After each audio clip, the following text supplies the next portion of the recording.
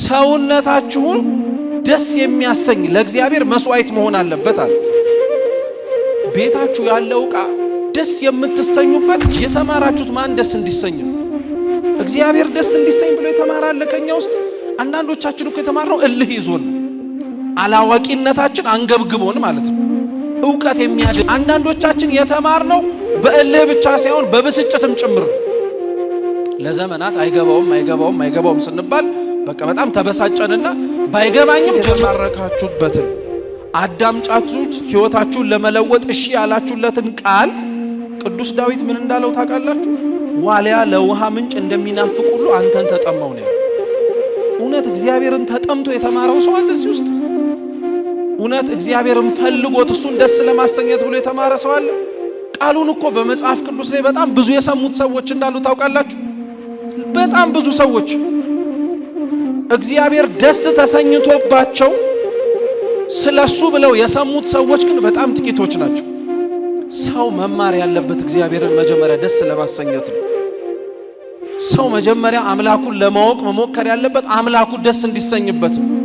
ስለ ራሳችን ደስታ ለዘመናት ደክመናል። የኛ ምኞታችን ስለማያልቅ እንደ ደስታችን አንዱ ደስታችን ሲፈጸም ሌላው ሐዘናችን ይጀምራል። አንዱ ደስታችን ሲራካ ሌላው ደስታችንን ለማርካት እንሞክራለን። ተምረን የምንመረቅ ሰዎች እግዚአብሔርን ደስ ለማሰኘት ነው መመረቅ ያለብን።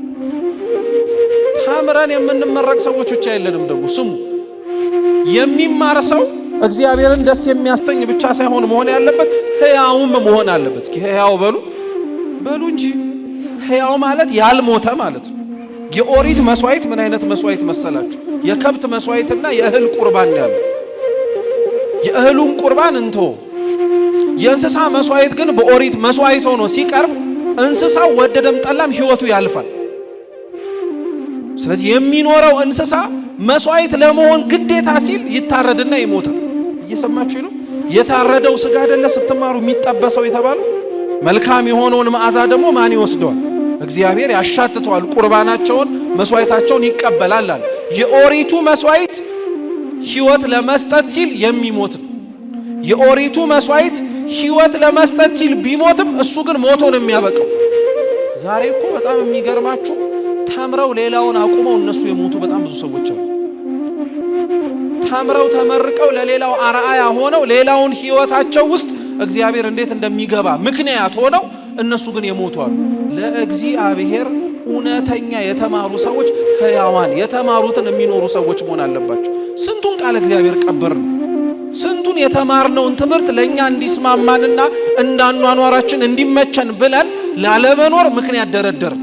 ከዚህ በላይ የሞተ ነገር ምን አለ?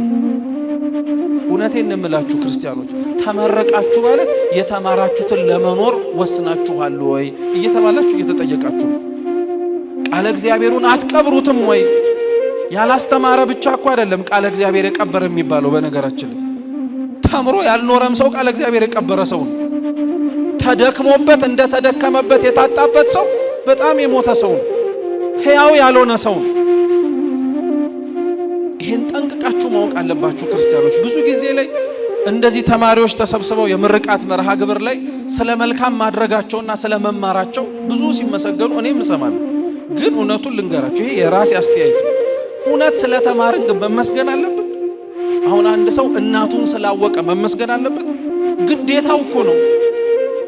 ግዴታው ነው። አባቱን ስላወቀ ዲግሪ መጫን አለበት? አይደለም። ግዴታው ነው። ግዴታው ነው። እግዚአብሔርን አውቃችሁት እናታችሁ ቤተ ክርስቲያንን ተምራችኋት እንዴት ነው እስከምትመረቁ ድረስና ደስ እስከምትሰኙበት የሆነ መርሃ ግብር እስከምትጠብቁ ድረስ እስከምትዘገዩትስ? በፍጹም አይሆንም። ክርስቲያኖች እውነቱን ልንገራችሁ፣ አንዳንዶቻችን የተመረቅንበት ምሽት ላይ ያንቀላፋን ሰዎች አለን። መሞት የምንጀምረው ዛሬ ሰዎች አለን። ዛሬ ጌታችን የማቴዎስ ወንጌል ምዕራፍ 18 ላይ ስለ አንድ ያስተማረው ትምህርት አለ። ስለ ይቅርታ ነው በእርግጥ ያስተማረው። እሱን ትምህርት ራሱን ችሎ ሌላ ትምህርት ቢሆንም አንድ ግን ሌላው ሰው መኖር መጀመር ሲገባው መሞት እንዴት እንደሚጀምር ግን በዘርዘሪው ምሳሌ ጌታችን አስተምሯል። አብዛኞቻችን የምናውቀው የዘርዘሪው ምሳሌ አለ አይደለ? አንድ ገበሬ ዘር ሊዘራ ወጣ፣ በአራት መሬቶች ላይ ዘራ የሚለው። ከሱ ትምህርት ቀጥሎ ሌላ ትምህርት አለ። ጌታችን ራሱን ተመሳሳይ ታሪክ ቢመስልም እንደ ገበሬ መሰለና ዘር ሊዘራ ወጣ እና ገበሬው ዘሩን ዘርቶ ከጨረሰ በኋላ ሌሊት ላይ ግን እንክርዳድ የሚዘራ ሌላ ጠላት መጣ ይላል። ስንዴው በተዘራበት ምሽት ማለት ነው። እንክርዳዱን ዘርቶት ከጨረሰ በኋላ እኩል አደጉ ይላል እና ሰራተኞቹ ወጥተው ስንዴውን ሊለቅሙ ሲገቡ እንክርዳድም አብሮት ከስንዴው ጋር ተጣብቆ አድጓል። አይለዩት ነገር እንክርዳዱን ሲነቅሉ ስንዴውም አብሮ ሊነቀል ይችላል። አይተውት ነገር እንክርዳዱ አይፈለግም፣ ስንዴው ነው የሚበላው። ለባለቤቱ ሄደው ሲነግሩት ምንድነው ያለው? እስከ መከር ድረስ ይቆያል። ምን ማለት መሰላችሁ? ገበሬው ዘሪው ክርስቶስ ነው። እርሻው የእናንተና የኔ ልብ ነው። እርሱ በዘራበት ቅጽበት፣ እርሱ በደከመብህ ልክ ራስህም ላይ ለመድከም ያወከውን ለማሳደግ የተማርከውን ለመኖር የማትሞክር ከሆነ ክርስቶስ የዘራበት መሬት ላይ ጠላት መጥቶ ደግሞ እንክርዳድ ይዘራበታል። እንክርዳዱ የሚዘራው ደግሞ ስናንቀላፋ ነው። ገበሬው ዘሩን ዘርቶ ጨርሶ እሱ ሲተኛ ምሽት ላይ ነው መዝራት የጀመረው ጠላት።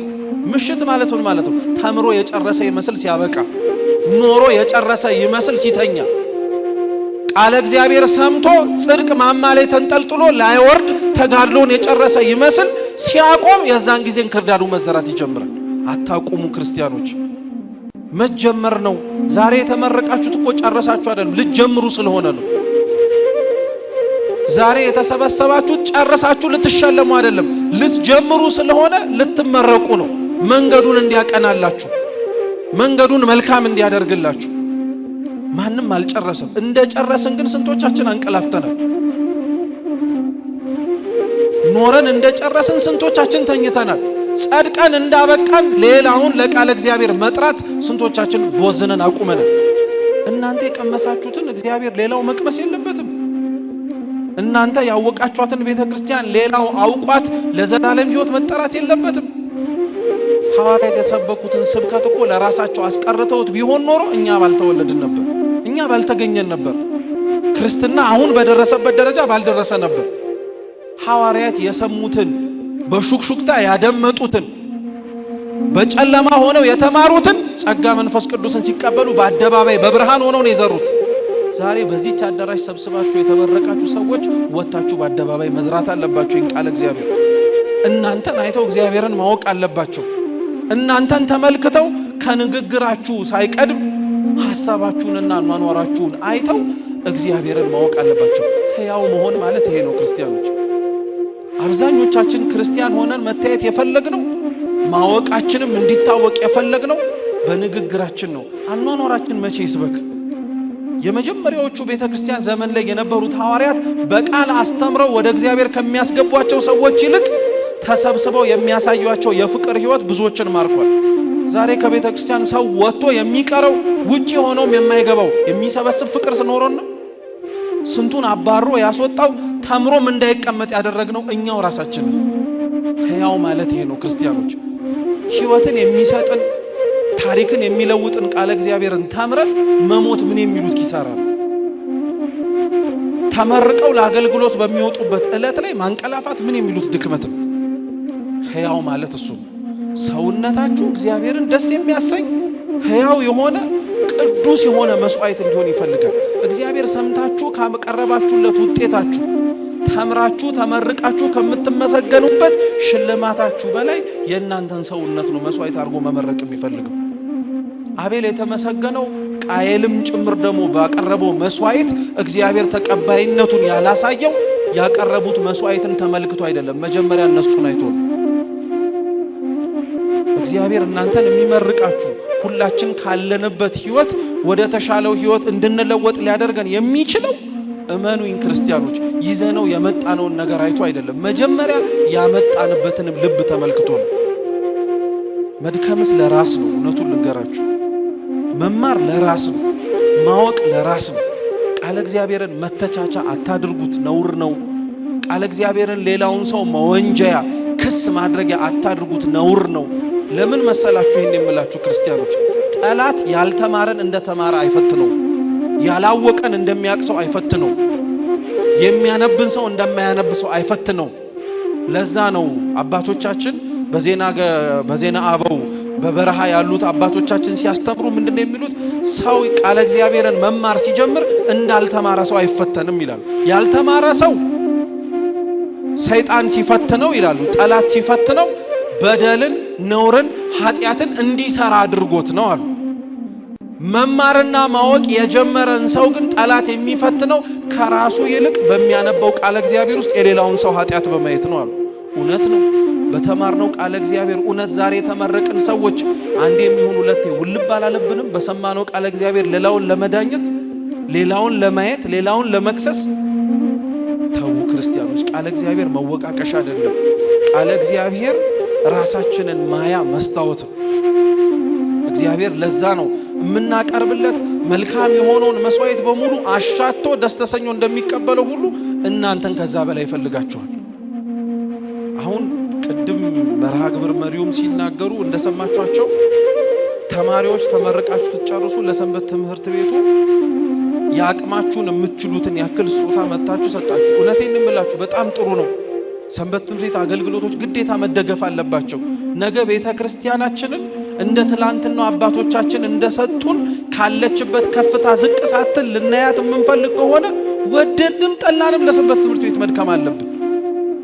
ወደድንም ጠላንም የነገይቷን ቤተ ክርስቲያን ለሚረከቡ ሕፃናት በቃ ላባችንን ጠፍ አድርገን መስራት አለብን። ይሄ የቤት ስራችን ነው፣ እናውቀዋለን። ግን እውነቱን ልንገራችሁ ክርስቲያኖች፣ ሰብስበን ካመጣንለትና ገጸ በረከት አድርገን ከሰጠነው ከስጦታችን በላይ የሚፈልገው ግን የሰጡትን እጆቻችን እኛን የሚፈልገው ቃለ እግዚአብሔር የእውነት ሰው ላይ ተዘርቶ ማፍራቱ ትክክለኛው ማሳያው እሱ። ዜና አበው ላይ አባ አጋቶን የሚባሉ ጻድቅ አሉ እና አባ አጋቶን ከጸሎት ከጾም ከስግደት ከምጽዋት የተረፈውን ጊዜያቸውን ሰሌን እየታቱ ወይንም ደግሞ ዘንቢል እየሰሩ ገበያ እየሸጡ ማለት ነው። ያችን ሳንቲም ደግሞ መልሰው ለአብያተ ክርስቲያናት እየሰጡ የሚተዳደሩ ጻድቅ ነበሩ አባ አጋቶን። እና ከዕለታት አንድ ቀን ይዘው ዘንቢል ገበያ ለመሸጥ ወጡ። እንዳልኳችሁ ከጾም ከጸሎት ከስግደት ከምጽዋት የተረፈውን ጊዜን ነው ስራ ለመስራት የሚጠቀሙበት እንጂ ስራ ሰርተው የተረፋቸውን ጊዜ አይደለም ጽድቅ ለመስራት የሚደክሙበት። የኛን ህይወት ለእናንተ ልተውላችሁ። እግዚአብሔርን የምናስታውሰው ከስራችን በፊት ነው በኋላ ነው። አባ አጋቶን በመንገድ ላይ እየሄዱ አንድ የኔ ቢጤ ያገኙ፣ ሽባ የሆነ የኔ ቢጤ እና ያቃቸው፣ እሳቸውም አያውቁትም፣ ከዚህ በፊትም አይተውት የማያውቁት የኔ ቢጤ ነው እና ሲያልፉ ቀሚሳቸውን ያዘውና ሳብሳብ አድርጎ ወዴት ነው የሚሄዱት አላቸው። አንደኛ እንዳትረሱት የማያውቁት ሰው እንደሆነ። አሁን እናንተ መንገድ ላይ እየሄዳችሁ የማታውቁት ሰው ጀርባችሁን ነክቶ ወዴት ነው የምትሄደው ብሎ ቢጠይቅህ የምትመልሰውን መልስ አስቡ። ገበያን የምሄደው አሉ። ምን ልታረግ? ይኸው የያዝኩትን ዘንቢል ልሸጥ። ወደ ገበያን የምትሄደው? አዎ እኔም ወደ ገበያው መሄድ ስለምፈልግ ይዘኸኝ ሂድ አሉ። እሺ ከያዙት ዘንቢል ጋር የኔ ቢጤውም ሽባ ስለሆነ አዝለውት ገበያ ገቡ። ገበያ ገብተው መሸጥ ገና ሊጀምሩ ሲሉ እቃህን የቱ ጋር ነው የምታስቀምጠው አሉ። እየሰማችሁ የማያውቁት ሰው እንደሆነ እንዳትረሱ እና እናንተ በዛ ቦታ ላይ ብትሆኑ የምትሰጡትን መልስም እንዳትረሱት። የራሳችሁ ንብረት ሆኖ የምትሸጠው የት ነው ብሎ ገበያ ወስደው ያን የምትሸጠውን ራሱን ዕቃ የቱ ጋር ነው የምታስቀምጠው ቢልህ መጠራጠር አትጀምር? እንጠራጠራለን።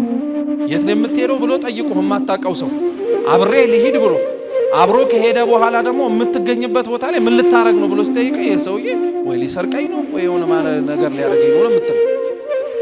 እሺ እዚህ ጋር ነው የማስቀምጠው፣ ከምትሸጠው ዕቃ ጋር አብረህ እኔን የማስቀምጠኛል። እሺ ብሎ አስቀምጣቸው። ዘንቢል ሲባል የኔ ቢጤው ያቀብላል። የኔ ቢጤው ያሰጣቸውን አባ አጋቶን ይሸጣሉ።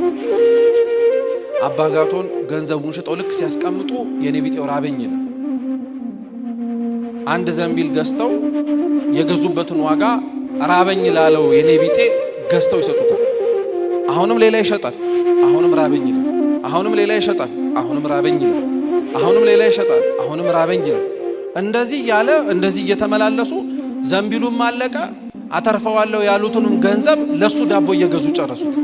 አንደኛ ምን ያክል ቢበላ ነው ይሄኔ ቢጤ ያንን ሁሉ ዘንቢል የወጣበትን ገንዘብ ዝም ብሎ እየበላ ሰነበተ። ከዛ ልክ በልቶ ሲጨርስ ምንም ነገር ባዶ እጃቸውን እንደቀረ ተመለከተ እና አባ አጋቶን የተማሩ ሰው እንደሆነ ያውቃል። ያው ዘንቢሉን እየሸጡ በሚያረጉት መስተጋብር ውስጥ ስለ እግዚአብሔር እየነገሩት እንደሆነ ጠንቅቆ ተረድቷል። የተማረ ሰው አጋቶን አለው፣ አቤት ባዶ እጅህን እኮ ቀረህ። አተርፍበታለሁ ብለህ ይዘህ የመጣኸውን ዘንቢል ምንም ነገር የለህም፣ ገንዘብም የለህም፣ ሀብትም የለህም፣ ንብረትም የለህም። ድካምን ያተረፍኩልህ እኔን አብላኝ አጠጣኝ እያልኩት አለ። አባ አጋቶን ምን አሏቸው? ድሮንም እኮ ባዶዬን የመጣሁት አሏቸው። እጄ ላይ ያለውን ዘንቢል ነው የተመለከትከው እንጂ ከእናቴ ማህፀን እኮ ስወለድ ባዶ ሆኜ ነው የመጣሁት፣ ራቆቴን ነው የመጣሁት። ደግነቱ አሉት በአቴን አልነካህብኝም አሉ። ምኔን አልነካህብኝም? በአቴን አልነካህብኝ ማለት ሲለው እዚህ ያጣሁትን ሀብትና ንብረት እዛ ለምኜ እንደማመጣው አውቃለሁ እና በጣም ስለገረመው የኔ ቢጤው በዚህም ንግግር ተማርኮ ወደ አመጣኸኝ ቦታ መልሰኛል።